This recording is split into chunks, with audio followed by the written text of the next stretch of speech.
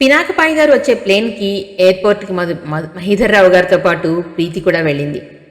Damayanti plane దిగి వస్తూనే ప్రీతిని చూడగానే కౌగిలించుకుంది. బావున్నారా ఆంటీ అంది ప్రీతి. బావున్నాను తల్లి. ఈ ప్రయాణం పుణ్యమా అని నేను కూడా మీ అంకుల్తో రావడం అయింది అందావిడ. వారిద్దరి వెనక శరత్చంద్ర వచ్చాడు. అతని కళ్ళు ప్రీతిని పలకరించినట్లే చూశాయి. హలో అంది ప్రీతి. హలో అన్నాడు అతను కూడా పలకరింపుగా. అందరూ కలిసి ఇంటికి వచ్చారు. పినాకపాణి గారు ఇల్లంతా కలియదిరుగుతూ, నేను వచ్చి ఎన్నో ఏళ్ళయింది కదూ, ఏమిటో ఎవరి గొడవల్లో వాళ్ళు పడిపోయాం. ఫోన్లో మాట్లాడుతుంటే ఇంటికి వచ్చినట్టే ఉంటుందనుకో అన్నారు. ప్రీతి శరత్చంద్రని ఇలా రండి అంటూ తీసుకెళ్ళి తండ్రి గది పక్కన ఉన్న గది చూపిస్తూ, ఇది మీ గది అంది. థ్యాంక్ యూ అన్నాడు అతను. ప్రీతి నవ్వింది. అతను ప్రశ్నార్థకంగా చూశాడు. ప్రీతి ఇంకా నవ్వింది. నవ్వుతూనే, హనుమయ్యని పంపిస్తాను, అతనికి మీకేం కావాలో నిర్మోహమాటంగా చెప్పండి. అతను మీకు మొహమాటం ఉన్నా కూడా వదిలించేయగలడండి అంటూ వెళ్ళిపోయింది. శరత్చంద్ర ఒక్క నిమిషం గది మధ్య అప్రతిభుడైనట్లుగా చూస్తూ నిలబడిపోయాడు. ప్రీతి ఎందుకలా నవ్వింది? అతనికి అర్థం కాలేదు. భోజనం అయిన తర్వాత పినాకపాణి శరత్ని వెంట పెట్టుకుని వెళ్ళిపోయాడు. ప్రీతి, దమయంతి వసంత పెళ్లి గురించిన కబుర్లలో పడిపోయారు. ఈ చనిపోయిన ప్లీడర్ ఎవరు ఆంటీ అని అడిగింది ప్రీతి. రాఘవయ్య గారు అని మీ అంకుల్కి బాగా తెలుసు. ఇద్దరికీ బాగా ప్రాణ స్నేహం అనుకో. మనకి తెలిసిన వాళ్ళ కేసులు చాలా ఆయన దగ్గర ఉన్నాయి. వాటి కోసం ఆయనకి డబ్బులు కూడా చాలా అడ్వాన్స్ ఇచ్చున్నారు వాళ్ళు. అందుకే మీ అంకుల్ తాపత్రయం. ఆయనకి కూతుళ్ళు తప్ప కొడుకులు లేరు. శరత్ని ఇక్కడ ఉంచి వాటన్నింటినీ ఒక దారికి తీసుకురావాలని మీ అంకుల్ తహతహ. ఇక్కడ ఇంకెవరికైనా అప్పగించవచ్చు, కానీ ఎవరి మీద ఆయనకి నమ్మకం లేదు అంది దమయంతి. అలాగా అంది ప్రీతి. మేము ఎక్కువ రోజులు ఇక్కడ ఉండాం. శరత్కి ఆ పనులన్నీ అప్పచెప్పగానే వెళ్ళిపోతాం. రాఘవయ్య గారిది మంచి ప్రాక్టీసు. అది బయటకి పోనీయకూడదని ఆయన పెద్దల్లుడి పట్టుదల అంటూ చెప్పింది దమయంతి. సాయంత్రం అయింది. ఇంటి ముందు టాక్సీ ఆగింది. అందులో నుంచి వసంత, కామేశ్వరరావు, జగదంబ భర్త, ఆవిడ కూతుళ్ళు దిగారు. వసంత పరుగున వచ్చి ప్రీతిని గట్టిగా కౌగిలించుకుంది. వదినా అంది. వసంత కళ్ళల్లో నీళ్లు తిరిగాయి. ప్రీతికి కూడా కంఠంలో ఏదో అడ్డుపడ్డట్టే అయింది. బావున్నారా ఆంటీ, ఎప్పుడొచ్చారు అంటూ వసంత దమయంతిని పలకరించింది. బావున్నాను, ఉదయమే వచ్చాను అందావిడ. ఈవిడెవరు అంటూ మరచెంబు పట్టుకుని లోపలికి వస్తూ జగదంబ ఆరా తీసింది. నాకు ఆంటీ అవుతుంది అంది ప్రీతి. ఆంటీ అంటే అత్తయ్యగా. మీ నాన్న తరఫునా అమ్మ తరఫునా చుట్టరికం అడిగింది జగదంబ. నాన్న తరఫునే అంది ప్రీతి. అలాగా అంటూ జగదంబ దమయంతి మెడవంక చేతుల వంక ఈర్ష్యగా చూసింది. పిల్లలున్నారా అని అడిగింది. ఆవిడ ఎవరు పరిచయమైనా మొట్టమొదటి అడిగే ప్రశ్న పిల్లలున్నారా అని, రెండోది ఉద్యోగం ఏమిటి అని. లేదు అంది వసంత. లేరా? అయ్యో అంది జగదంబ. ఆవిడ పైకి అలా అన్నా లోపల ఆవిడకి చాలా సంతోషంగా అనిపించింది. ఎవరికైనా ఏదైనా లోటుంటే ఆవిడకి పరమానందం. దమయంతిని ఎగాదిగా చూస్తూ, దేనికైనా పెట్టి పుట్టాలే అంది జగదంబ. దమయంతి మనసు చివుక్కుమన్నట్లుగా ఆమె ముఖం చిన్నబోయింది. ఇది గమనించిన ప్రీతి, ఆంటీ లోపలికి వెళ్దాం వస్తారా అంటూ చటుక్కున ఆవిడ చెయ్యి పట్టుకుని తనతో తీసుకుని వెళ్ళిపోయింది. చాలాసేపటి వరకు దమయంతి ముఖంలో చిరునవ్వు రాలేదు.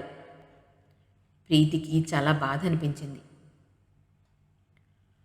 పై అంతస్తులో దమయంతి, పినాకపాణి, శరత్చంద్ర ఉండడంతో ప్రీతి జగదంబ గారి కుటుంబానికి కింద గదుల్లో వసతి ఏర్పాటు చేసింది. మనకిక్కడేమిటి, పై భాగంలో అయితే బాగుంటుందిగా అంది జగదంబ కోడలతో. పైన వాళ్ళు ఉన్నారు కదా అంది వసంత మొహమాటంగా. వాళ్ళు ఎప్పుడు వెళ్తారో ఏమిటో అందావిడ. నాకు తెలీదు అంటూ వసంత వడివడిగా అక్కడి నుంచి వెళ్ళిపోయింది.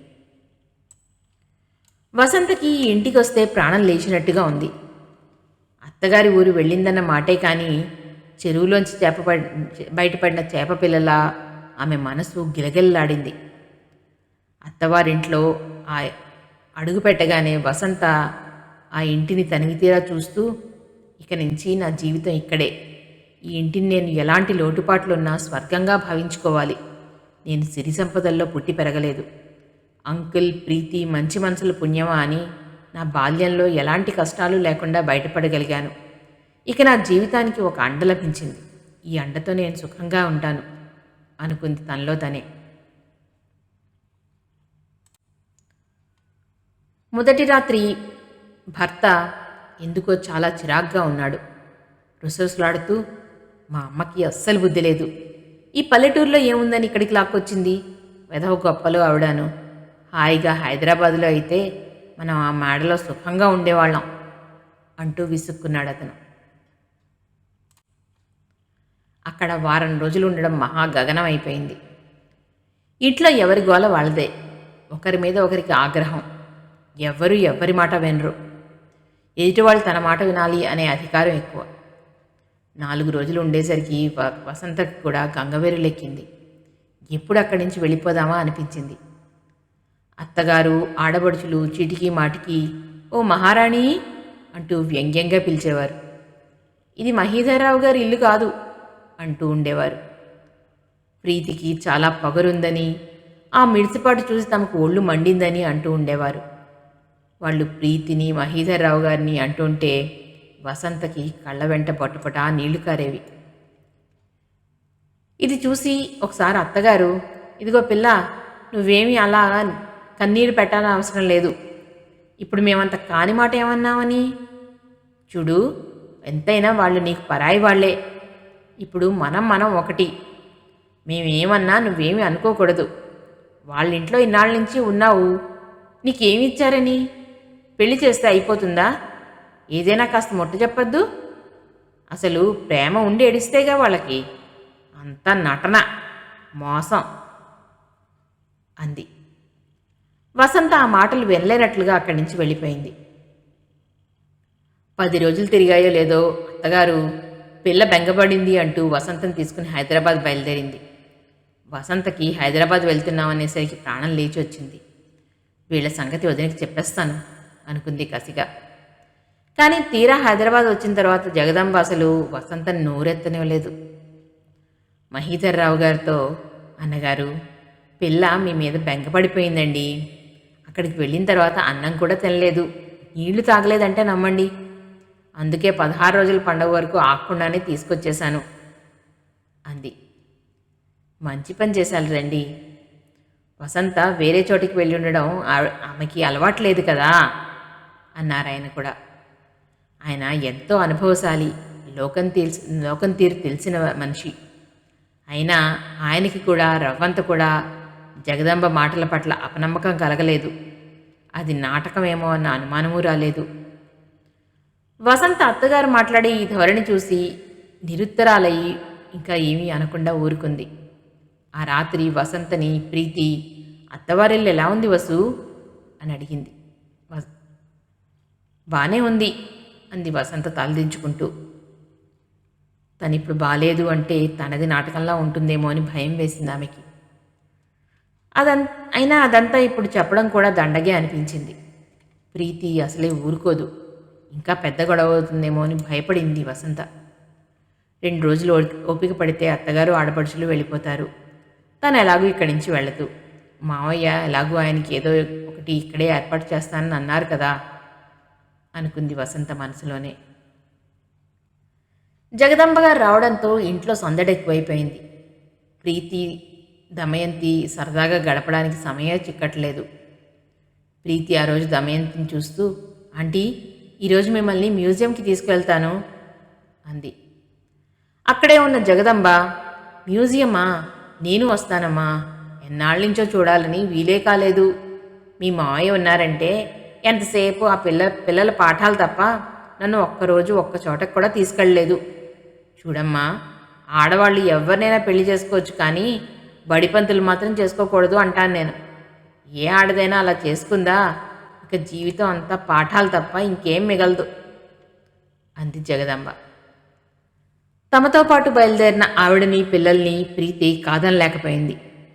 తీరా వెళ్తే మ్యూజియం చూసిన ఆనందం కంటే వెధవసంతా అనే చికాకు ఎక్కువైంది. వాళ్ళ నోళ్ళు చాలా పెద్దవి. బిగ్గరగా మాట్లాడడం అలవాటు. ఎవరైనా ఏమైనా అనుకుంటారేమో అనే వెరపు లేదు. ప్రీతికి ఎప్పుడు ఇంటికి వెళ్ళిపోదామా అనిపించింది. సాయంత్రం ఇంటికి వచ్చేసరికి అక్కడ పినాకపాణి గారు, మహీధర్రావు గారు కూర్చుని సిగార్స్ కాలుస్తున్నారు. పినాకపాణి ప్రీతిని చూస్తూ, ప్రీతి, మేము వచ్చిన పని అయిపోయింది. శరత్ని వాళ్ళకి పరిచయం చేసి ఆ ఫైల్స్ అవన్నీ అప్పచెప్పాను. ఇంక రేపు ఉదయమే మేము వెళ్ళిపోతాం అన్నారు. అప్పుడేనా అంకుల్ అంది ప్రీతి నిరుత్సాహంగా. వెళ్ళాలి తల్లి, మాకు కూడా ఉండాలనే ఉంది, కానీ శరత్ కూడా ఇక్కడే ఉన్నాడు కదా, అక్కడ చూడాల్సిన పనులు చాలా ఉన్నాయి అన్నారు పినాకపాణి గారు. ప్రీతి జవాబు చెప్పలేకపోయింది. అవతల గదిలోంచి జగదాంబ కంఠం గట్టిగా వినిపిస్తోంది. ప్రీతికి ఆవిడ అరుపులు వింటుంటే పళ్ళు బిగించి చిరాకు వస్తోంది. పోదురు కంఠం ఆవిడాను. ఎదుటి వాళ్ళకి ఇంకేమీ తోచనివ్వదు అనుకుంది. మళ్ళీ పినాకపాణి గారే అన్నారు, చూడు మహి, శరత్ ఈరోజు హోటల్కి మారుతున్నాడు, రూమ్ బుక్ చేయించుకున్నాడు అని. ఏమిట్రా నీ మాటలు? అతను హోటల్కి ఎందుకు? మా ఇంట్లో బాలేదా? వసతిగా లేదా అని అడిగారు మహీధర్రావు గారు. అది కాదురా, అతను కొద్ది రోజులు ఇక్కడ ఉండాల్సి వస్తుంది, అందుకని అన్నారు పినాకపాణి గారు. కొద్ది రోజులు కాకపోతే ఎప్పటికీ ఇక్కడే ఉండమను. నాకేం అభ్యంతరం లేదు. అతని పని అయ్యేంత వరకు అతను ఎక్కడా ఉండడానికి వీల్లేదు. మా ఇంట్లో ఉండి తీరాల్సిందే. ఏ ఆ మాత్రం చూడలేమంటావా ఏమిటి? ఏమిటి నీ మొహమాటం? చెప్పు అంటూ నిగ్గదీశారు మహీధర్రావు గారు. నాదేం కాదురా, అతనే మొహమాట పడుతున్నాడు. హోటల్ రూమ్ బుక్ చేయించుకుని వచ్చాడు అన్నారు పినాకపాణి గారు. అప్పటికే అంతక్రితమే పైకి వెళ్ళిన శరత్చంద్ర సూట్ కేసు పట్టుకుని మేడమెట్ల నుంచి దిగి కిందకి వస్తున్నాడు. అదిగో వెళ్తానని బయలుదేరుతున్నాడు అన్నారు పినాకపాణి గారు. మహీధర్రావు గారు వెనక్కి తిరిగి చూశారు. శరత్ని చూడగానే, ఎక్కడికయ్యా నీ ప్రయాణం అని అడిగారు. నేనా, హోటల్కి మారుతున్నానండి అన్నాడు అతను మొహమాటంగా. నాతో చెప్పవా? అంతా నీ ఇష్టమే అన్నమాట. నువ్వెక్కడికి వెళ్ళడానికి వీల్లేదు. పని అయ్యే వరకు ఇక్కడ నువ్వు ఈ ఇంట్లోనే ఉండాల్సిందే ఆజ్ఞాపించినట్లుగా అన్నారు మహీధర్రావు గారు. శరత్చంద్ర పినాకపాణి వైపు చూశాడు. ఏం చేస్తాం, వాడు చెప్పినట్లు వినాల్సిందే. నా జీవితం అంతా నేను వాడు చెప్పినట్టే వింటున్నాను. నువ్వు కూడా పని అయ్యేంత వరకు ఇక్కడే ఉండు అన్నారు పినాకపాణి గారు. హనుమయ్య, ఆ సూట్ కేసు తీసుకెళ్లి పైన గదిలో పెట్టు అన్నారు మహీధర్రావు గారు. హనుమయ్య వచ్చి శరత్చంద్ర చేతిలో సూట్ కేసు అందుకుని వెళ్ళాడు. శరత్చంద్ర అచేతనుడిలా మెట్ల మీద అలాగే నిలబడిపోయాడు. అక్కడే ఉండి ఇదంతా వింటున్న జగదంబ, ఉండు నాయనా, ఎవరికి ఎంతకాలం ఏ నీళ్లు ప్రాప్తమో ఎవరికి తెలుసు, మనం వెళ్దామన్నా దేవుడు వెళ్ళనేడు అంది. జగదంబ గారు, మధ్యలో మీరెందుకు మాట్లాడతారు అంది ప్రీతి. అదేమిటమ్మా, నేను ఇప్పుడు కానిమాట ఏమన్నాను? అలా అనడం నా నోటికి అలవాటు అంది జగదంబ. ఆ అలవాటుని మీ ఇంట్లో చూపించుకోండి, ఇక్కడ కాదు అంది ప్రీతి ఆ ఇల్లు మీది కాదు అన్నట్లుగా సూచిస్తూ. దమయంతి, ప్రీతి పైకి వెళ్ళిపోయారు. ఆ రాత్రి జగదంబ భోజనం చేయలేదు. తల్లి తినలేదని కామేశ్వరరావు తినలేదు, ఆడపిల్లలు తినలేదు. హనుమయ్య వచ్చి చెప్పాడు, సరే వాళ్ళెవరికీ ఆకలి లేదేమో, మీరు అన్నాలు తినేసి వంటింటి తలుపులు వేసేసేయండి అంది ప్రీతి. ఇంతలో తండ్రి వచ్చి మందలింపుగా, ప్రీతి నువ్వు కాస్త శాంతం తెచ్చుకోవాలి అన్నారు. నేనేం చేయను డాడీ అంది ప్రీతి. ఇంత క్రితం ఈ ఇల్లు మీది కాదు అన్నట్లుగా మాట్లాడావని ఆవిడకి కోపం వచ్చింది అన్నారాయన. రానియండి, నేనేం చేయను అంది ప్రీతి నిర్లక్ష్యంగా. అలా అనద్దమ్మా, వసంతకి బాధ కలుగుతుంది. వాళ్ళు 2 రోజులుండి వెళ్ళిపోతారు. నువ్వు వచ్చి ఆవిడని భోజనానికి పిలు అన్నారాయన. ప్రీతి ఎగిరిపడినట్లు చూసి, నేనా అంది. నీ వల్లే అవమానం జరిగిందని ఏడుస్తోంది ఆవిడ. నువ్వు భోజనానికి పిలిస్తే లేచి వస్తుంది అన్నారాయన. నా వల్ల తప్పేం లేదుగా డాడీ అంది ప్రీతి. అబ్బా, అవన్నీ నాకు తెలియదు, రా వచ్చి ఆవిడని భోజనానికి పిలు అన్నారు మహీధర్రావు గారు. వసంత అక్కడే నిలబడి చూస్తోంది. ప్రీతి రాదేమో అని వసంత భయం. వాళ్ళు అన్నం తినకపోయినా భయమే. వసంత ఎటూ చెప్పలేకపోతోంది. ప్రీతి వసంత ముఖం చూసింది. ఆమె ముఖంలో ఆదుర్ద స్పష్టంగా కనిపిస్తోంది. వసంతం చూసిన తర్వాత ప్రీతికి సందేహించలేదు. వెనకాడకుండానే లేచి వచ్చి జగదంబగారున్న గదిలోకి వచ్చింది. ఆవిడ మంచం ఎక్కి పడుకుంది. చుట్టూ కూతుళ్ళు కూర్చున్నారు. పిన్నిగారు భోజనానికి రండి అంది ప్రీతి శాంతంగా. మా ఇల్లు కాదుగా అమ్మా, ఆకలిస్తే తినడానికి అందావిడ వ్యంగ్యంగా. ప్రీతి వెంటనే జవాబు చెప్పబోయింది, కానీ వసంత చప్పున చెయ్యి మీద ఊరుకో అన్నట్టుగా గిల్లింది. ప్రీతిని ఇంకా మాట్లాడనేయకుండా, రండత్తయ్య, ఇప్పటికే ఆలస్యం అయిపోయింది, మీరు అసలే ఆకలిగా ఆగలేరు కూడా అంటూ బతిమాలుతున్నట్లుగా అంది వసంత. దాంతో ఆవిడ లేచి వచ్చింది. ప్రీతి అక్కడి నుంచి వెళ్ళిపోయింది. ప్రీతి ఆ రోజు డాన్స్ ప్రోగ్రాంకి వెళ్ళి పొద్దుపోయిన తర్వాత తిరిగి వచ్చింది. ఆమె భోజనం చేస్తూ, అందరూ పడుకున్నారా అని అడిగింది వంట మనిషి. అన్నాడు అతను. భోజనం పూర్తయిన తర్వాత లేచి వెళ్ళి వాష్ బేసిన్లో చేయి కడుక్కుంటూ, శరత్చంద్ర భోజనం చేశాడా అని అడిగింది ప్రీతి. లేదమ్మా అన్నాడు వంటవాడు. ఎందుకని అడిగిందామె. ఏమో, నేను అడగలేదు అన్నాడు వంట మనిషి. ప్రీతి చివ్వున వెనక్కి తిరిగి, అడగలేదా? ఎందుకు అడగలేదు అంది. ఆయన భోజనం చేస్తారని మీరు నాకు చెప్పలేదుగా అన్నాడు వంటవాడు. ఏమిటి ఆశ్చర్యంగా అంది ప్రీతి. మీరు చెప్పలేదని నేను అడగలేదు అని నిర్వికారంగా అంటున్న వంట మనిషిని చూస్తుంటే ప్రీతికి చాచి లెంప మీద కొట్టబుద్దయింది. నేను ప్రత్యేకంగా చెప్పాలా? ఇంట్లో ఉన్న మనిషి అన్నం తినకుండా ఏమవుతారనుకున్నావు? ఉదయం తినలేదా అంది ప్రీతి కోపంగా.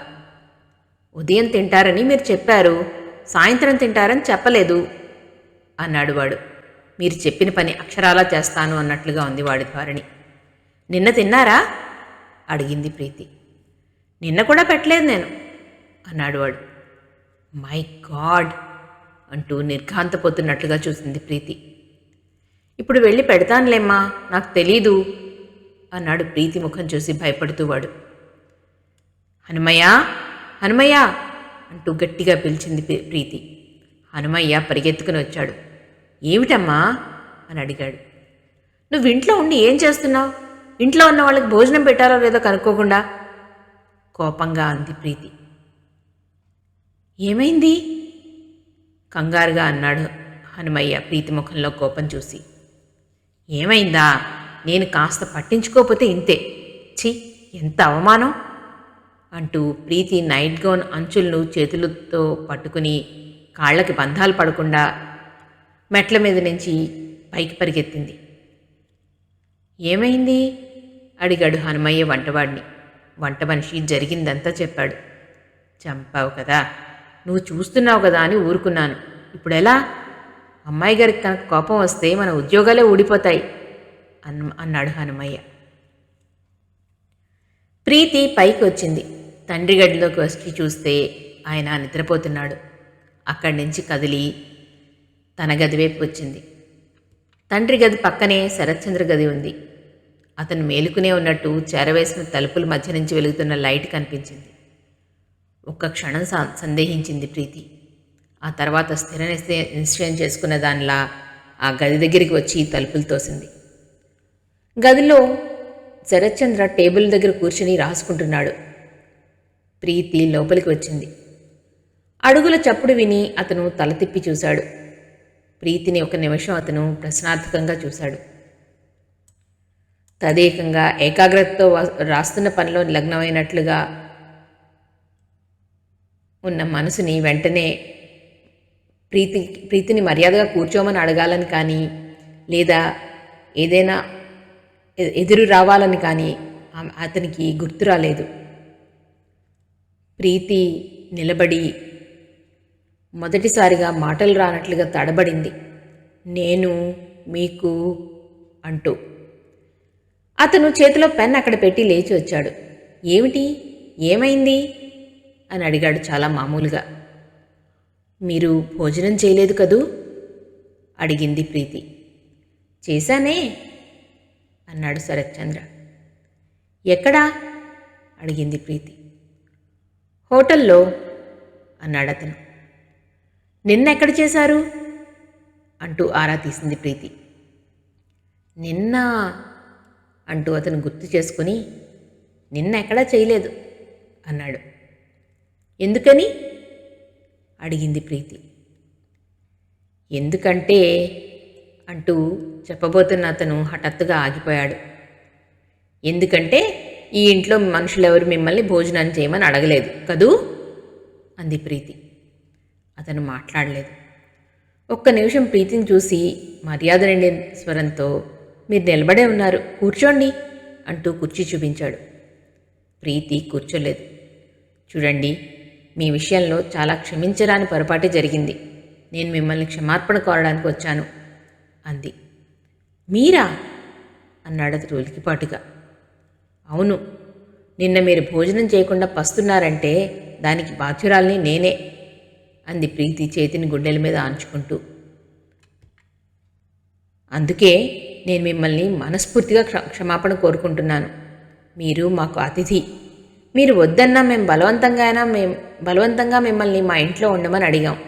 మా వల్ల ఇలాంటి పొరపాటు అంటున్న ప్రీతి మాటల్ని చెయ్యెత్తి మధ్యలోనే వారిస్తూ, ప్లీజ్ ఇంకా మాట అనకండి, జరిగిన దానికి నేనేమీ అనుకోలేదు అన్నాడు శరత్చంద్ర. మీరు అనుకోని వ్యక్తి కాబట్టి నా పొరపాటు రెట్టింపైనంత వ్యధగా ఉంది నాకు. మీరు నన్ను మన్నించాలి అంది ప్రీతి. శరత్చంద్ర తెచ్చిపెట్టుకున్న కోపంతో చూపుడు వేలు చూపిస్తూ, ఇంకోసారి మీరు ఆ మాటను ఉచ్చరిస్తే నేను నిజంగా కోపం తెచ్చుకుంటాను. ఇందులో మీరు అంతగా బాధపడాల్సిందేం లేదు. పొరపాట్లు ఎవరికైనా జరుగుతాయి. అందులో ఇంటి నిండా బంధువులున్నారు అన్నాడు. రేపటి నుంచి మీరు వచ్చే వరకు నేను భోజనం చేయను అంది ప్రీతి. అతను నవ్వాడు. నవ్వినప్పుడు అతని పలువరసి ఎంత అందంగా ఉంటుందో, ఆ నవ్వు అతని కళ్ళల్లో ఎంత కాంతిని తెప్పిస్తుందో ప్రీతి మొదటిసారిగా గమనించింది. అంత పెద్ద శిక్ష మీకు మీరు వేసుకోవాల్సినంత పొరపాటేం జరగలేదు. ఒకవేళ నేను టైంకి ఇంటికి రాకపోతే అన్నాడతను. ప్రీతి సగర్వంగా గడ్డం పైకెత్తి అంది. నా దృష్టిలో తప్పు చేసిన ఏ వ్యక్తి అయినా శిక్ష అనుభవించి తీరాల్సిందే. నా వల్ల పొరపాటు జరిగింది, దానికి దండన నేనే విధించుకుంటున్నాను అంది. బావుంది, నాతో కలిసి భోజనం చేయడం శిక్ష అంటారా అన్నాడు అతను తెచ్చిపెట్టుకున్న గాంభీర్యంతో. అబ్బెబ్బే, అది కాదు నా ఉద్దేశం. మీరు వేరుగా అర్థం చేసుకోకండి. మీరు వేళకి రానంటున్నారు కదా, మీరు వచ్చే వరకు వేచి చూడడం నాకు నేనే వేసుకున్న శిక్ష అన్నాను. అంది ప్రీతి. అతను ఇబ్బందిగా చూశాడు. మీరు ఇంత పట్టుదల మనుషులని నాకు తెలీదు. లేకపోతే నేనే బిడియం విడిచి వంట మనిషిని పిలిచి అడిగి పెట్టించుకుని తినేవాడిని సుమా అన్నాడతను. ప్రీతి ఒక్క క్షణం ఆగింది. తర్వాత, మీరలా తిని ఉంటే నాకెంతో సంతోషం కలిగి ఉండేది. మీరు చాలా మంచివారు అనుకునేదాన్ని అంది. అతనికి ప్రీతి వ్యక్తిత్వం అర్థమైంది. ఆ అమ్మాయి ఎదుటివారిని ఎంత అర్థం చేసుకుంటుందో ఎదుటివారు కూడా తన్ని అంతగా అర్థం చేసుకోవాలని అనుకుంటుంది. మన ఇద్దరం రాజీకి రావాలంటే ఒక పని చెయ్యాలి అంది ప్రీతి. చెప్పండి, ఏమిటది అన్నాడతను. నేను పెట్టింది మీరు తినాలి అంటూనే ప్రీతి గిరుక్కున తిరిగి తన గదిలోకి వెళ్ళింది. వెంటనే తిరిగి వచ్చింది. ఈసారి ఆమె చేతిలో ఒక ప్లేటు, దానిలో ఒక యాపిల్, చాకు ఉన్నాయి. ప్రీతి కూర్చుంటూ, ఇది కోసిస్తాను, మీరు తినాలి అంది. అతను, కానివ్వండి, తప్పుతుందా అన్నట్టుగా చూశాడు. అతను టేబుల్ దగ్గరికి వెళ్ళి తను అంతవరకు రాస్తున్న కాగితాలు తెచ్చుకుని ప్రీతికి ఎదురుగా ఉన్న కుర్చీలో కూర్చున్నాడు. ప్రీతి యాపిల్ని ముక్కలు ముక్కలుగా కోసి ఒక్కొక్కటి అతనికి అందించింది. అతను అందుకుంటూ, మిమ్మల్ని శ్రమ పెట్టడం అనేది నేను చేస్తున్న అపరాధం. మరి నాకు నేను ఏం శిక్ష విధించుకోవాలి అని అడిగాడు. ప్రీతి సమాధానం చెప్పకుండా, ఆ ఫైల్స్ ఏమిటి అని అడిగింది. ఇది నిరంజన్ రావు గారని ఆయన కేసు అన్నాడతను. ఏమిటా కేసు అడిగింది ప్రీతి. ఆయనని కొడుకు కోడలతో కలిసి చంపడానికి ప్రయత్నం చేశాడు. కొడుకు మీద ఆయన కేసు పెట్టాడు అన్నాడు శరత్చంద్ర. ప్రీతి గుండెల మీద చెయ్యి వేసుకుని కళ్ళు పెద్దవి చేసి చూస్తూ, బాప్రే, తండ్రిని కొడుకు చంపడమా అంది. అవును, డబ్బు ఏ పనైనా చేయిస్తుంది. మన చరిత్రలో ఇది చదువుకోలేదు? లేచిన తర్వాత పేపర్లో ఎన్ని సంఘటనలు వెళ్ళడం లేదు ఇలాంటివి అన్నాడతను. ఏమిటో, ఇంకా నీ నా అనే సంబంధ బాంధవ్యాల పవిత్రత ఏముంటుంది అంది ప్రీతి బాధగా. ఆ సంబంధ బాంధవ్యాలకి అతీతమైనది డబ్బు అన్నాడు శరత్చంద్ర. మీరు రకరకాల మనుషుల్ని చూస్తూ ఉండుంటారు కదూ అడిగింది ప్రీతి. అతను అవునన్నట్లు తల ఊపాడు. వాళ్ళందరితోనూ మీరు ఎలా పనిచేయగలుగుతారు కుతూహలంగా అడిగిందామె. అతను తినడం పూర్తయింది. ప్రీతి ప్లేటు, చాకు టీపాయ్ మీద పెట్టింది.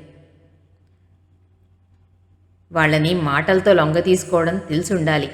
అది చేతనైతే ఈ కేసులు చాలా సులభం. లాయర్కి ముందు ఏం వచ్చినా రాకపోయినా బాగా మాటలు చెప్పి క్లయింట్స్ మనసులో ఆత్మీయత ఏర్పరిచి ఈ వ్యక్తి మన మనిషే సుమా అనే నమ్మకం కలిగించే నేర్పు ఉండాలి. అలా అయితేనే ఈ వృత్తి సులభం అవుతుంది అన్నాడు శరత్చంద్ర. ప్రీతి అలాగా అన్నట్లు చూసింది. ఇంకా ఎన్నాళ్ళు పడుతుంది ఈ కేసులు చూడ్డానికి అని అడిగింది. చాలా రోజులు పట్టేట్టుంది. బహుశా మీరు విసిగిపోయి మీ ఇంట్లోంచి వెళ్ళిపోమనేంతవరకు అనుకుంటా అన్నాడు శరత్చంద్ర. ప్రీతి లేచి వెళ్ళబోతూ ఆగి వెనక్కి తిరిగి, ఆ మాట నేనెప్పుడూ అన్ను. ఇంకా మీరు ఈ ఊరి నుంచి వెళ్ళనంత పని మీకు దొరకాలనే అనుకుంటాను అంటూ నవ్వి వెళ్ళిపోయింది. ఆ నవ్వు అతని మనసుని ఆహ్లాదపరిచింది. అతను ఆ రోజంతా పడిన శ్రమ త్రుటిలో మాయమయ్యి హాయిగా అనిపించింది. ప్రీతి వెళ్ళిపోయిన తర్వాత అతను చాలాసేపు అక్కడే ప్రీతి వదిలేసిన చాకు తీసుకొని చూస్తూ ఆలోచనగా కూర్చుండిపోయాడు. అతడికి ఈరోజు ఎన్నడూ జరగనిది జరిగింది. అది అతను అన్నం తినలేదని ఒకరి గుర్తించి బాధపడ్డం. ఈ ఊహే అతనికి చాలా గమ్మత్తుగా ఉంది. జగదమ్మ గారు వసంతని పిలిచి దగ్గర కూర్చోబెట్టుకుని హితబోధ చేస్తోంది. ఇదిగో చూడు, మహీధర్రావు గారు కావుణ్ణి ఏదో వ్యాపారాన్ని పెట్టిస్తానని అన్నాడు కదా, అదేమిటో చూసే వెళ్తాను నేను. నువ్వు మరీ అలా మూగి ముద్దులా వాళ్ళ వెంట తిరక్కు ఆ చీర కావాలని ఈ నగ కావాలని అడుగు. ఆయన తరహాన్ని నేను గమనిస్తూనే ఉన్నానుగా. నువ్వు ఏదడిగినా ఆయన కాదనరు. నువ్వు నంగినంగిగా ఉండడం మానేసి కాస్త హుషారుగా ఉండు అంది హెచ్చరికగా. వసంత కళ్ళల్లో కోపం తొంగి చూసింది. కానీ దాన్ని బయటపడనివ్వకుండా లోపల దిగమింగింది. ఈవిడెప్పుడూ ఇంతే. కాస్త టైం దొరికితే చాలు వృధా పోనీయకుండా మహీధర్రావు గారి దగ్గర నుంచి డబ్బు ఎలా గుంజాలో లెక్చర్లు ఇస్తూ ఉంటుంది. ఈ మాటలు వింటుంటేనే వసంత ప్రాణం రెపరెపలాడిపోతూ ఉంటుంది. ఎక్కడ ఏ నౌకరు విని ప్రీతికి కానీ మహీధర్రావు గారికి కానీ చెప్పేస్తారేమో అని భయాందోళనలు కలుగుతాయి ఆమెకి. వసంతకి అత్తగారిని చూసిన కొద్దీ ఒకటి అర్థం కాసాగింది. ఈవిడ ఆశకి అంతులేదు. పరాయి సొమ్ము తినడానికి, పొందాలని అనుకోవడానికి వెరపు కానీ బిడియం కానీ లేవు. డబ్బు అంటే ఆవిడకి విపరీతమైన ఆపేక్ష. ప్రీతి ఇలాంటి వాళ్ళని గొంగళి పురుగులు చూసినట్లు యావగించుకుంటుందని ఆవిడకి తెలీదు. ఈ అతివాగుడుతనంతో ఉన్న సుఖం కూడా పోగొట్టుకుంటుందేమో ఈవిడ అనిపించసాగింది వసంతకి. అసలు ఆవిడ ధోరణి ఏమిటో వసంతకి అంతుబట్టనే పట్టదు. పెళ్ళి అయిన క్షణం నుంచి ప్రీతిని మహీధర్రావు గారిని పరాయి వాళ్ళని చూసినట్లుగా చూడమని తన్ని ప్రోత్సహిస్తుంది. వసంతకి ఇది వింటుంటే ఒళ్ళు మండుతుంది. తన పెళ్ళైతే వాళ్ళు ఒక్కసారి పరాయి వాళ్ళు అయిపోతారా? ఆవిడ ఎప్పుడు వెళ్ళిపోతుందా అని ఎదురుచూస్తోంది వసంత. కొన్నాళ్ళు తనకి ఒంట్లో బాగాలేదని వంక పెట్టింది ఆవిడ. మరికొన్నాళ్ళు కొడుకు పట్ల తనకి బెంగా అంది. ఇంకిప్పుడు మా వాడేదో వ్యాపారం పెడతారని అంటున్నారుగా, అదేదో చూసే వెళ్తాను. మళ్ళీ మళ్ళీ రావాలంటే వెధవ బస్సులకు బోళ్ళంత డబ్బు పొయ్యాలి అంటోంది. వసంతకి నీరసం వచ్చేసింది. ప్రీతికి కూడా ఆవిడ ఉన్నందువల్ల ఏమీ ఇబ్బంది లేదు. గొడవంతా ఆవిడ వాగుడు వల్లనే. ఎంత చెప్పినా ఒక్క క్షణం ఊరుకోదు. ప్రీతిని మహీధర్రావు గారు మాట్లాడనీయరు. చూడమ్మా, బంధువుల దగ్గర ఎప్పుడు తొందరపడి మాట్లాడకూడదు. ఒక్కనాటి మాట కలకాలం ఉండిపోతుంది. కామేశ్వరరావుని మన ఫార్మస్యూటికల్ కంపెనీలో మేనేజర్గా అపాయింట్ చేస్తున్నాను. ఆవిడ ఎలాగూ కొడుకుని వదిలి వెళ్ళదు. ఆ సంగతి నాకు అర్థమైపోయింది. అందుకే వాళ్ళకి వేరే ఇల్లు ఏర్పాటు చేసి పంపించేద్దాం. ఈ 4 రోజులు నువ్వు నా కోసం ఓపిక పట్టాలి అన్నారాయన ప్రీతితో. సరే డాడీ అంది ప్రీతి. ఆ సాయంత్రం ప్రీతి కిందకి దిగి వస్తోంది. కింద హాల్లో శరత్చంద్ర కూర్చుని పేపర్ చూస్తున్నాడు. జగదాంబ అక్కడ కూర్చునుంది. ఆవిడ అతన్ని, నువ్వు ఇంకా ఎన్నాళ్ళుంటావు బాబూ అని అడిగింది. తెలీదండి అన్నాడు అతను. ఎన్నాళ్ళుంటే ఏంలే, నీకేమైనా ఇబ్బందా ఏమన్నానా? మహీధర్రావు గారు నిన్ను నెత్తి మీద పెట్టుకుంటారు అంది జగదాంబ గారు. ప్రీతి కిందకి దిగి వచ్చింది. ఏం పిన్ని గారు అంది. ప్రీతిని చూడగానే ఆవిడ మొహంలో రంగులు మారాయి. ఏం లేదమ్మా, అబ్బాయి మెడ్రాస్ ఎప్పుడు వెళ్తాడో కనుక్కుంటున్నాను అందావిడ. ఏ, అక్కడ మీకేదైనా పని ఉండాలా? పని ఉందా? మీరేమైనా వెళ్ళాలా అని అడిగింది ప్రీతి. అబ్బే లేదు, ఊరికే అడిగాను అందావిడ. మీరు ఊరికే ఉంటారు కాబట్టి ప్రశ్నలు వేస్తూ ఉంటారు. అవతలి వాళ్ళు జవాబులు చెప్పడానికి ఊరికే ఉండరు కదా అంది ప్రీతి. ఇప్పుడు నేనేమన్నానమ్మా అందావిడ. మీరు అనవసరంగా చాలా మాటలు అంటుంటారు. కాస్త మాటలు తగ్గించుకుంటే మంచిది అంది ప్రీతి. ఇంతలో ప్రీతికి ఫోన్ వచ్చింది. ఫోన్ తీసి మాట్లాడి శరత్చంద్రకి ఇస్తూ మీకే అంది.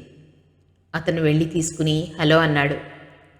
అవతల నుంచి వినిపించిన కంఠం ఎవరిదో కానీ అతని కనుబొమ్మలు ముడిపడ్డాయి. నేను మాట్లాడేదేమీ లేదని చెప్పాను కదా అన్నాడు. మళ్ళీ అవతలి వారు చెప్పిన మాటలన్నీ శాంతంగా సహనంగా విని, మీరు చెప్పినవన్నీ నాకు అర్థమయ్యాయి. ఇందులో నేను మాట్లాడాల్సింది ఏమీ లేదు. కోర్టులోనే అన్ని విషయాలు తేల్తాయి అంటూ ఫోన్ పెట్టేశాడు అతను.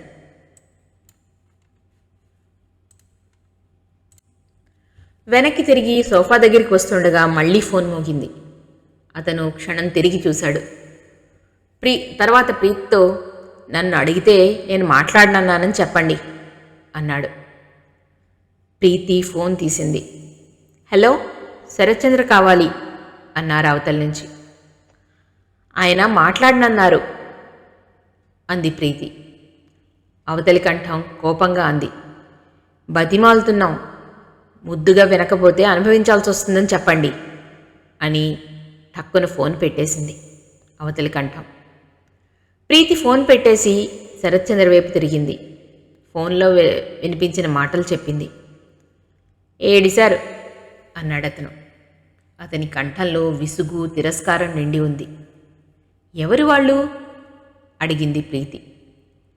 శాంతి అని ఒక చిన్న పిల్ల. తల్లి తండ్రి పోయారు. గార్డియన్గా నేనంటే నేనని ఇద్దరు పోటీ పడుతున్నారు. ఒక ఆయన అందులో మంచివాడు. ఆయన దగ్గర శాంతి భవిష్యత్తు నిబ్బరంగా ఉంటుందని నా నమ్మకం. ఈ రెండో ఆయన వజ్రదాసు అని, ఆయన శాంతికి మేనమా అవుతాడు. శాంతి తల్లిదండ్రులు రాసిన విల్లు మాయం చేసి ఇంకోటి రాయమని అడుగుతున్నాడు అన్నాడు శరత్చంద్ర. శాంతికి చాలా డబ్బుందా అడిగింది ప్రీతి.